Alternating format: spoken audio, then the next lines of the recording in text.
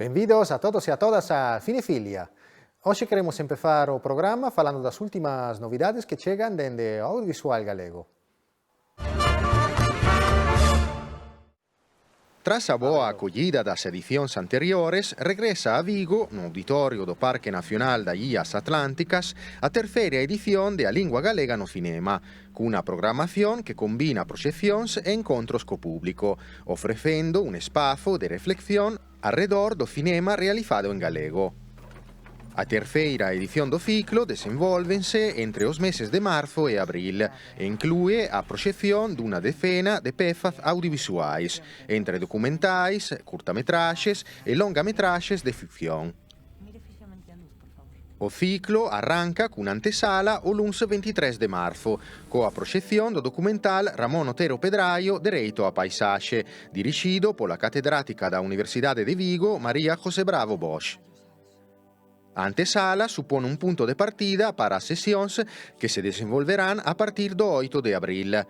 San Simón, Decorado, O meu ilustrísimo amigo son algunhas das películas que se proxectarán os mércores de abril en Vigo.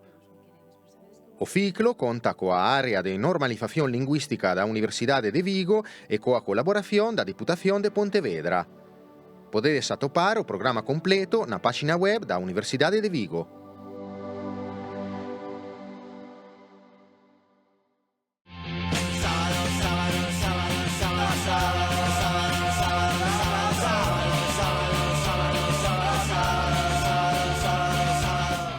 O sábado pasado, no auditorio Fuxan os Ventos de Lugo, celebrouse a gala dos premios Mestre Mateo.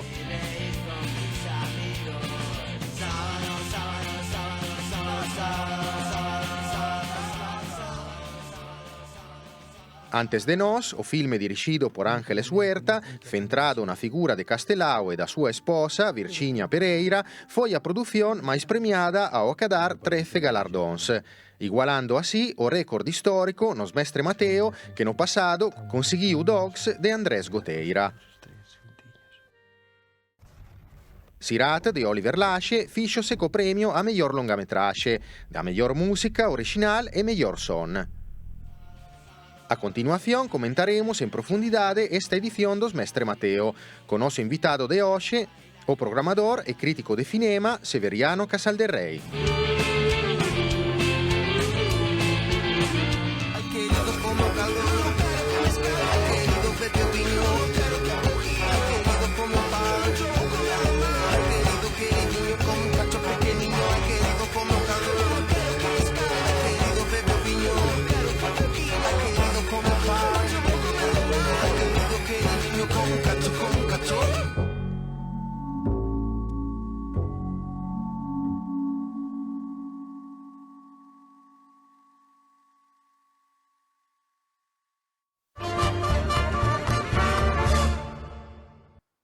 Aquí estamos no plató do Cineclube Padre Feijóo de Ourense, xusto para falar dos últimos premios Mestre Mateo, da gala destes premios galego da Academia Galega do Audiovisual, e con nós está hoxe o crítico e programador de cinema Severiano Casalderrey. Que tal, Severiano? Moi boas, Simone. Pois, a ver, vir a Cinefilia, eso é sempre unha boa noticia, entón moi ben.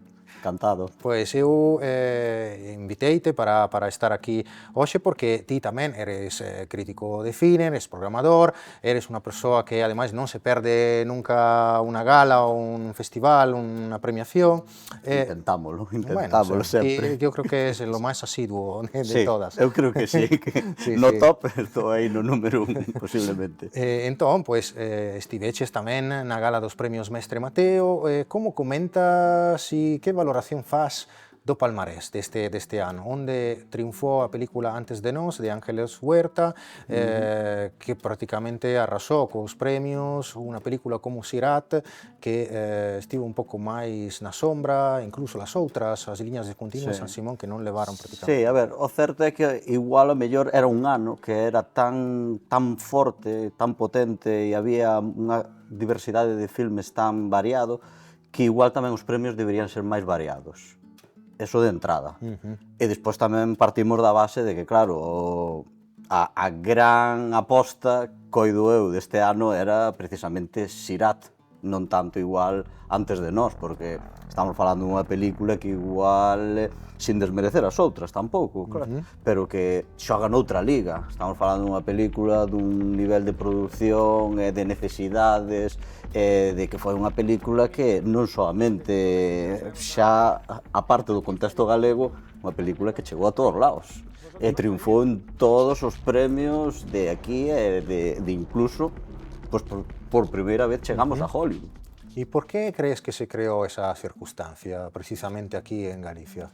A ver, é complicado buscar un porqué igual, pero eu coido que a mellor foi algunha cuestión de querer, pois, como castigala. Un pequeno castigo no sentido de que igual era un filme que non se vía como tan representado aquí dentro en Galicia, non? Que non era un filme galego 100%. Sí, claro, a ver, porque todo o que está feito por creadores galegos é audiovisual galego, non? Pero sí que hai un certo pensamento de que se non está falado en galego xa é un pouquiño de menos, coido eu. Non? Que é importante que haya filmes en galego e coido que é unha tendencia á alza, non? Que de feito nos discursos comentouse o tema da importancia, da necesidade e eu nese sentido concordo porque de feito tanto ti como a min nós casi toda a crítica que facémola en galego. Centrámonos moito no audiovisual galego e ademais facémolo en galego. E galego por elección tamén. Claro. Pero non tampouco, se un día teño que facer crítica en castelán, non pasa nada, e sigo querendo igual e tratando ben, pois, esa parte de mí, non? Que é o idioma. Eu coido... Tamén repetimos que o director é galego, Claro, o produtor tamén, Xavi Fonte, Filmes de Armida é unha produtora galega en coproducción, é dicir, hai que dicilo tamén. Sí, pero claro, vese como un filme moi da fora, non? Entón, coido que algo foi por aí. No sentido de que a xente non se vía tan representado por ese filme. A ver, eu dicía castigo antes, igual tampouco non hai que empregar unha palabra tan brusca, tan forte, non? Pero eso, de que a xente pois non ve eso como unha representación do cinema galego, ao final foise pois a premiar unha película pois que tiña máis esa identidade. Que volvemos ao de antes tamén, que igual habería que repartir un pouquiño máis os premios porque outras películas tamén eran moi fortes e coido que tamén merecían pois por formar parte dese palmarés, porque por exemplo As liñas discontinuas a mí parece unha película maravillosa, dunha sensibilidade total e de que trata moitos temas importantes, o traballo cos corpos, etcétera, etcétera. E logo está tamén ese Saint-Simon, non? Que era outra gran película que estaba competindo na parte de... Sí, además non se desmerece nada decir que pudiese ganar el premio a dirección de fotografía porque era a mesma persoa. Por exemplo, a mí a verdade, Lucía Pan pareceme unha directora de fotografía fantástica e creo que fai un traballo máis virtuoso en Saint-Simon, pero resulta que non estaba nominada por Saint-Simon. Entón é unha mágoa, non, que ao final, pois claro, neste ano tan importante, tan forte, porque foi o ano donde arrasou un maior número de filmes inscritos, maior número tamén de candidatos, pois que ao final que se fosen de baleiro pois todas estas outras producións, pois coido que foi un pouquiño que non foi o palmarés perfecto, creo eu. E despois todas as películas que non estuveron nominadas, que tamén eran películas brillantes. Claro, eso era outro tema que quería tocar, que cada vez é máis complicado entrar de finalistas aos premios Mestre Mateo. Antes había o mellor, eu falo de 2009, 2010, había 5 ou 6 películas que se presentaban. Xa moitísimos máis, e igual vale por todo o resto de obras, en tanto en curtametraxes, en documentais. En documentais sempre cada vez a competencia é máis difícil. Hai obras que se quedaron fora que para mí me parecen magníficas e moi boas. E falamos tamén, falaremos tamén en futuro, bueno, pasaron polo portón aquí de Cinefilla, algunos directores e directoras de documentais que quedaron fora, pero non porque es que non caben todos. Pero sí que sería interesante, e eso sí, eso comparto totalmente o que dis ti, que o palmarés fora máis repartido nunha situación na que estamos. Claro, e ademais falaría ben de eso, quere dicir que o audiovisual galego está totalmente en auxe, non? Porque claro, ti ves este palmarés desde fora e non coñeces moito, parece, bueno, este ano solamente se fixeron 2 películas en Galicia interesantes e o resto, pois, non, bueno, sería o que sería, e non é a realidade. Entón, pois, tamén dá como unha especie de mala imaxe de cara a fora, de cara pois, a outra xente que quere seguir o noso audiovisual ou incluso os medios da fora que non o coñecen tan ben, obviamente, porque ás veces tamén existen como unha especie de ecosistemas máis pequenos, e nós aquí coñecémolo moi ben, pero no momento que salimos fora igual xa non é tan relevante ou tan recoñecido certos traballos, certas producións. Pero eso, por exemplo, mira, en canto aos que se quedaron fora que me parecen interesantísimos e que deberían ter, alo menos, algunha candidatura, por exemplo, un traballo como Ariel, de Lois Patiño. Onde está Ariel? Que non apareceu polas... Outro, por exemplo, Cidade sin sueño, tamén, un traballo xenial, e tamén con, por exemplo, se estivese Cidade sin sueño, podería ser merecedora de gañar montaxe ou dirección de fotografía, porque tamén unha das partes inigualables nese filme, que tamén pasou polo Festival de Cannes, a todo isto, por exemplo, levouse un premio a mellor guión.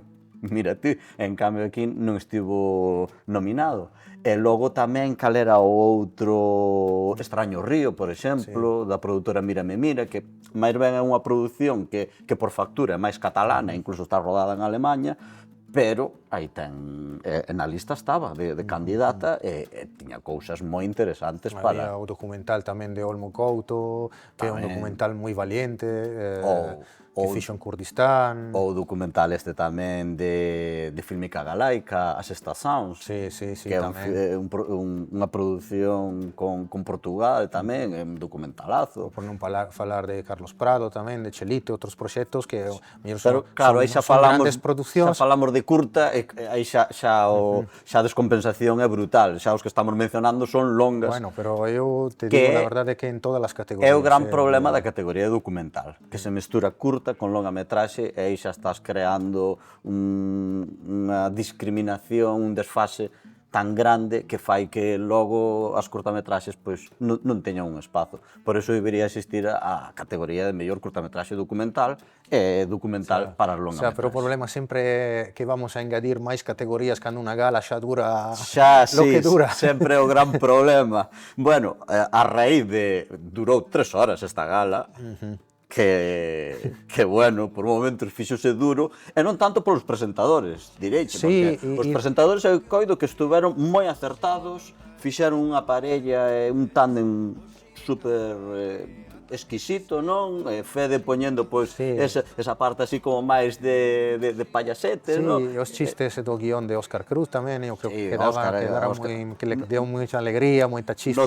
Notouse que había esa man, non? Pero claro, é problemático, son tantas horas e son tantos premios, é moi complicado manter unha atención. Eu coido que aquí habría que facer como fixeron nos Goya, porque este ano nos Goya, casi o mellor dos Goya foron os discursos, que normalmente soe ser o que fai que a gala xa estropeen, porque claro, a parte que non podes non a podes ter da túa man, entendes? Este ano casi nos Goya casi foi o mellor dos discursos. Por qué? Porque houve un mailing, houve aí un traballo de comunicación con todos os candidatos de que había aquel tempo que solamente falase unha persona e incluso mandaron uns vídeos de como facer un bo discurso. Entón, toda esa digamos, como dicilo, ese protocolo, todo ese protocolo que eles marcaron, pois ao final veuse recompensado na gala.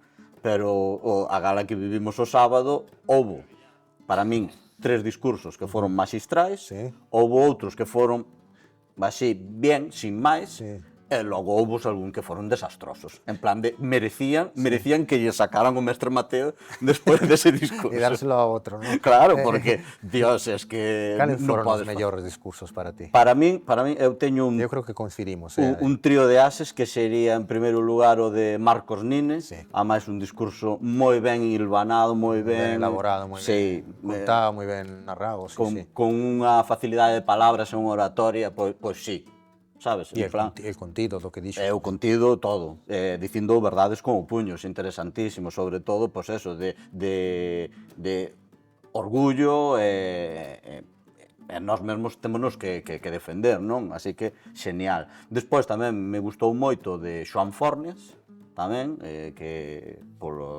subiu como actor protagonista, aí foi onde houve esa gran reivindicación ao máis cinema galego en galego, tamén interesantísimo, e despois tamén o de Cris Iglesias. Sí, tamén igualmente de motivo e reivindicativo. Moi interesante aí, falando incluso da diferenciación de clases e todo eso, e como hai que loitar, interesantísimo. Para min, os tres grandes discursos da noite. Que, bueno, Marcos Nine roubouche aí a posibilidade de dar o teu.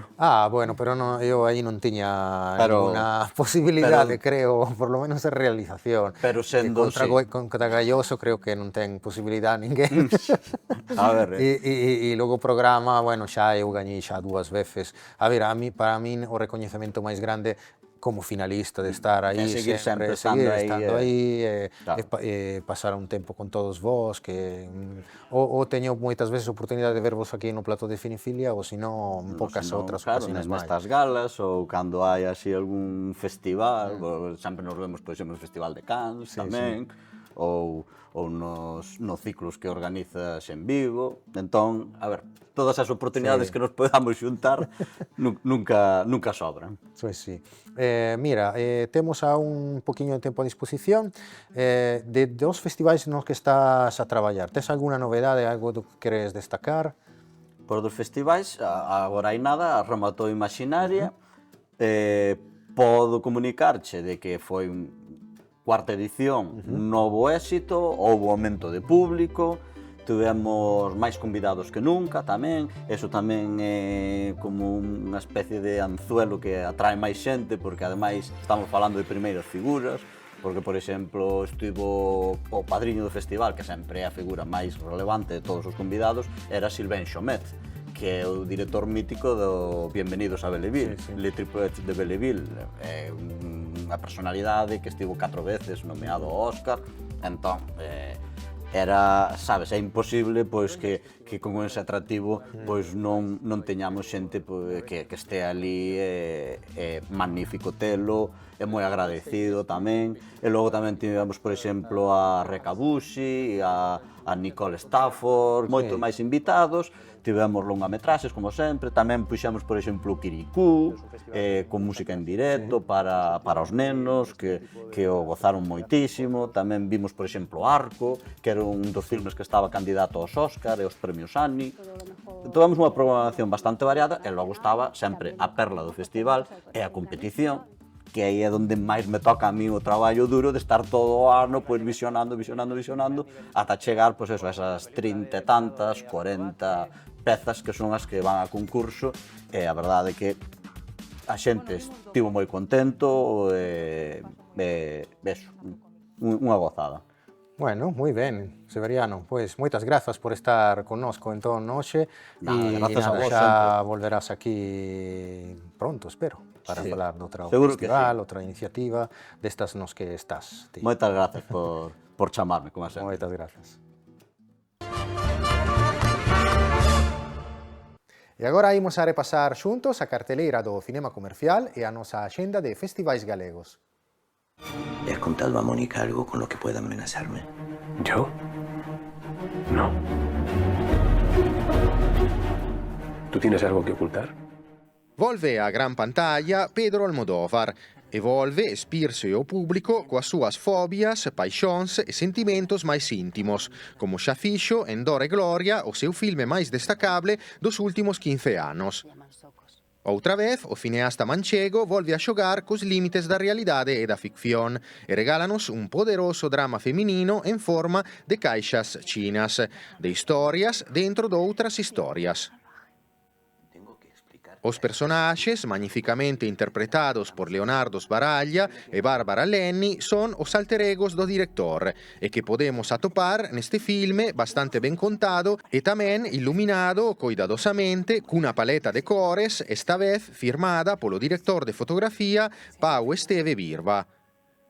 Chavela Vargas, Amaya Romero e o compositor Alberto Iglesias poñen a partitura máis emotiva para este novo e logrado melodrama de Pedro Almodóvar. La ficción no tiene ese poder.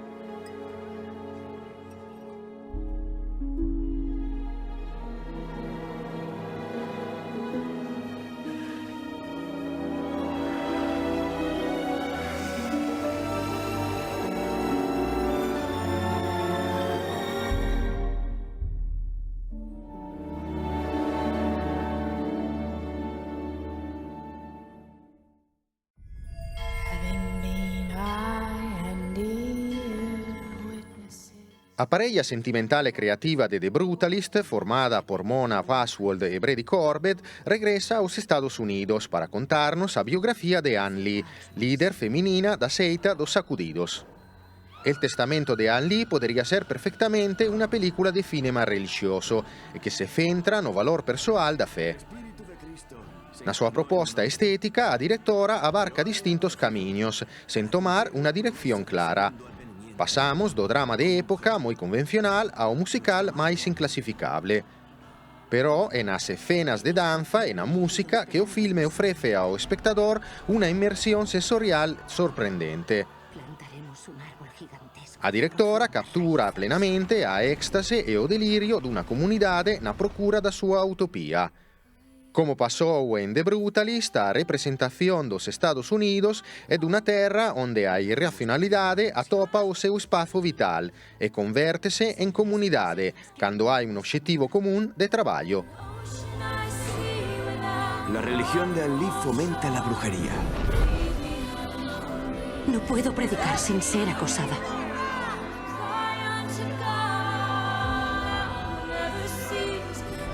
Se avecina una guerra. Cuenta la leyenda que apareció una mujer vestida del sol con la luna bajo sus pies. Ann Lee.